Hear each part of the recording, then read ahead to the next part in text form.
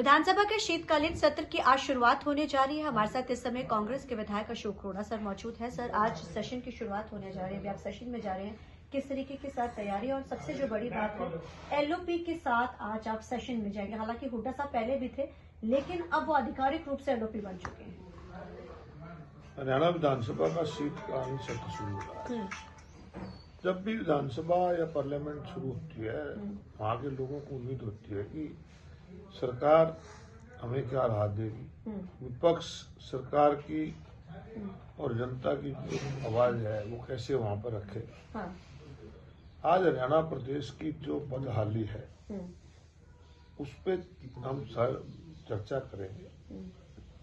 किस प्रकार से सरकारी अव्यवस्था का शिकार होकर हमारे दो युवा खिलाड़ियों को अपने हाथ जान से हाथ धोना पड़ा, उसके भी हम आवाज उठाएंगे कि सरकार अगर समय रहते स्कूलों को, स्टेडियम्स को ठीक रखती तो आज हमारे बच्चों को जान से हाथ न धोना पड़ता। मैंने पिछले सेशन में दान घोटाले का जिक्र किया था, तो मुख्यमंत्री जी कह रहे थे कि कोई दान घोटाला नहीं हुआ। अब वो स्वयं मान रहे हैं कि दान घोटाला हो गया। इस प्रकार से आज मार्केटिंग बोर्ड के, फूड सप्लाई के उनके सरकारी अधिकारियों को चार्जशीट किया जा रहा है, सेलर वालों को अरेस्ट किया जा रहा है। ये सब तो ठीक है कि वो कर रहे हैं, परंतु इसके साथ साथ जो किसान को लूटा गया, जो किसान का 5,000 करोड़ का नुकसान हुआ है, उसकी भरपाई भी तो करनी चाहिए। इसकी आवाज भी हम उठाएंगे।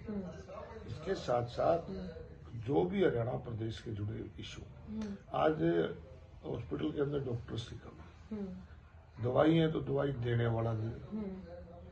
आज पुलिस की एक रिपोर्ट के मुताबिक जो अखबार में छपी है, 39% कांस्टेबलों की कमी है। अगर 39% कांस्टेबल ही कम होंगे तो फिर अपराध को कौन रोकेगा। यही कारण है कि आज अपराध हरियाणा में बढ़ रहा है। इस बढ़ते अपराध को, पुलिस की कांस्टेबलों की कमी को, स्कूलों में मास्टरों की कमी को, इन सब चीजों को हम विधानसभा सर अविश्वास प्रस्ताव की भी आप लोग की तरह से लाया जा रहा है, लेकिन सरकार कहती है कि विपक्ष का काम होता है चीजों को रखना, ना कि काम में खलल डालना है, हंगामा। कहते हैं हम हर जवाब देने को तैयार है। कहते हैं सबसे बड़ी बात तो ये है कि चलो कम से कम साल बाद हुड्डा साहब पे मोहर तो लगी, इस बात को लेकर भी उन्होंने बड़ा तंज कसा। इस चीज पे तो उनको हमारी पार्टी में क्या हो रहा है, नहीं हो रहा है, इसकी चर्चा नहीं, लोगों की फिक्र सरकार को करनी चाहिए। जो नो कॉन्फिडेंस लिया जा रहा है, तो ये वोट चोरी से सरकार बना ली, चलो सरकार बन गई, कम से कम लोगों की जन भावनाओं के तो हक में काम करो। आज किस प्रकार से आप देखते होंगे कि हरियाणा प्रदेश के लोग भय का वातावरण जी रहे हैं। किस प्रकार से लोगों से फिरौतियां मांगी जा रही हैं, अपहरण की घटनाएं लगातार बढ़ रही है।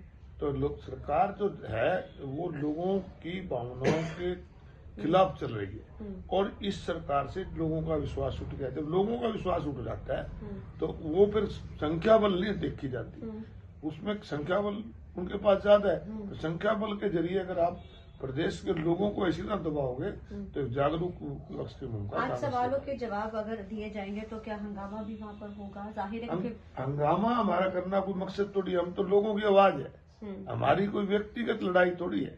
अगर दो खिलाड़ी मरे, सरकारी अव्यवस्था से मरे, तो उनके दोषियों को सजा मिलनी चाहिए कि नहीं मिलनी चाहिए। खाली ये कह देना कि वहाँ स्पोर्ट्स अधिकारियों को हमने सस्पेंड कर दिया, आप अगर वहाँ समय रहते फंड्स भेजते, समय रहते वहाँ पर उनकी व्यवस्था ठीक करते तो खिलाड़ी बात नहीं दौड़। हमारा फर्ज है उसको नहीं मान। अगर 39% आज सिपाहियों की संख्या कम, अगर इसकी आवाज उठाते हैं तो ये हंगामा थोड़ी है। अगर मास्टरों की कमी है, डॉक्टरों की कमी है, पैरामेडिकल स्टाफ की कमी है, उसकी बात उठाते हैं तो ये कोई हंगामा नहीं है। हम सरकार को ये कहेंगे कि लोगों की मूलभूत जरूरत को पूरा करें। धन्यवाद सर।